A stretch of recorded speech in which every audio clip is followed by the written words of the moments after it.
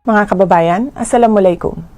Ayon sa isang nagpakilalang testigo, may kinalaman umano ako sa Oplan Tukhang, sa Davao Death Squad, at sa mga insidente ng pagpatay o extrajudicial killing sa Davao.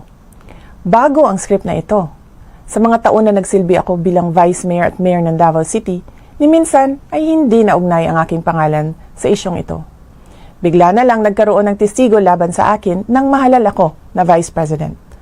At kabilang na nga ako ngayon sa mga akusado sa International Criminal Court.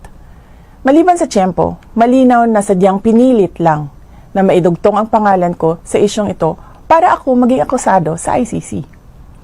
Ang pagpupumilit ng ICC na pakialaman ang ating hudikatura ay panghihimasok sa ating soberanya.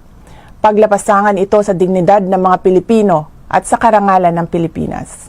Wala na itong debate sa testigo at mga tao na nakapalikod sa kanya. Mag-file kayo ng kasong murder laban sa akin dito sa Pilipinas.